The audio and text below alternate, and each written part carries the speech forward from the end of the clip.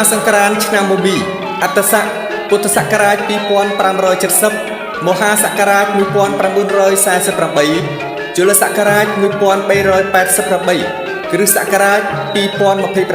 2026សុភមស្តុវរៈមង្គលាចយេតិរេព្រះពុទ្ធសករាជព្រះសាសនាអតិកតាកន្លងទៅហើយបាន2569ព្រះវស្សាត្រឹមថ្ងៃសុក្រពេញបរមីខែពិសាខលុះដល់ថ្ងៃសៅរ៍100ខែពិសាខចូលព្រះពុទ្ធសករាជ2570ព្រះវស្សាតទៅនឹងកណនីឆ្នាំមមីអត្តស័កឥឡូវនេះសង្ក្រាន្តចូលមកនៅក្នុងថ្ងៃអង្គារ12រោចខែចែកត្រូវនៅថ្ងៃទី14ខែមេសាឆ្នាំ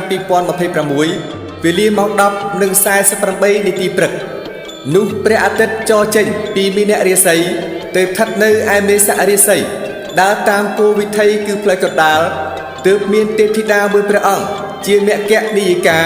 ព្រះនាមរាខ្យសាទេវីគង់នៅចតុមហារាជការទ្រង់អំពរពណ៌ខ្មៅសៀតផ្កាឈូក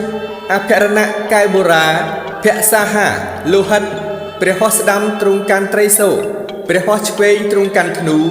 គង់លើខ្នងអស្ដរសត្វសេះជាពាហនៈនាំអស់ពួកទេពនិករបវរកញ្ញាទាំងមួយសែនកោតហោះទៅកាន់គុហាកែវឈ្មោះគុណធមេលីនាភ្នំកៃឡាសខេត្តហេមពាន្តដែលប្រដេសឋានទុកព្រះសេរសាកបិលមហាព្រំតម្កល់លើពានមាសនាំចេញមកដង្ហែប្រតិសិនភ្នំព្រះសុមេរុរាជជុំចក្រវាលតាមផ្លូវព្រះអាទិត្យចរជាគម្រប់60នាទីហើយដង្ហែចូលទៅតម្កល់ទុកដូចដើមវិញទើបប្រជុំទេវបុត្រទេពធីតាទាំងមួយសែនកោតចូលទៅស្រង់ទឹកអនត្តមហាស្រះដែលមានទឹកហូរចេញពីបំពង់ថ្មកែវជាមាត់គោឧសភរាជទាំង7ត្រជាក់ខ្សែខ្សានព្រះហឫទ័យទើបនាំចូលទៅសមាទានសិលដោយប្រតិសោមនស្សរីករាយគ្រប់អង្គក្នុងភគិវតីសភាដែលវិសកម្មទេវបុត្រនិមិត្តថ្វាយហើយបន្ទោបបងនៅអពមង្គលអជ្រះស្រឡះចម្រើននៅសុភមង្គលសិរីសួស្តីជនមានអាយុយឺនយូរតរៀងទៅ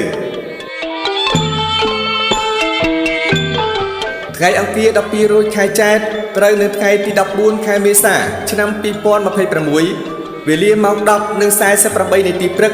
ជាថ្ងៃចូលឆ្នាំថ្មីថ្ងៃពុធ13រោចខែចែកត្រូវនៅថ្ងៃទី15ខែមេសាឆ្នាំ2026ជាថ្ងៃវណ្ណបតថ្ងៃប្រហោះ14រោចខែចែកត្រូវនៅថ្ងៃទី16ខែមេសាឆ្នាំ2026វេលាម៉ោង 14:40 នាទីនិង12វិនាទីជាថ្ងៃឡើងស័កគម្រប់ជាសង្ក្រាន្ត3ថ្ងៃស្រេចបរិបូរណ៍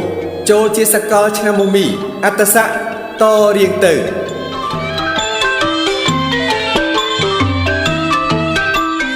ក្នុងឱកាសសង្ក្រាន្តទាំង3ថ្ងៃនេះ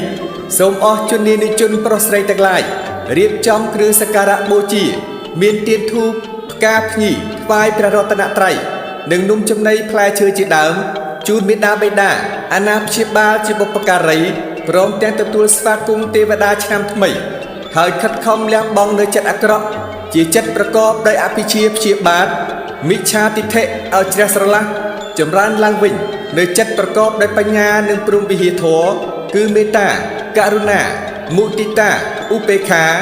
ធ្វើបុណ្យសន្ទរទានរក្សាសិលតាមប្រពៃណីឲ្យបានជាប់ជានិច្ចនោះទេវតានឹងឲ្យពរសពសាធុការលោកអ្នកនឹងមានសិរីសួស្តីសុភមង្គលវិបុលសុខគ្រប់ប្រការប្រកបការងារបានត្រជាក់ត្រជុំអាយុយឺនយូរតរៀងទៅ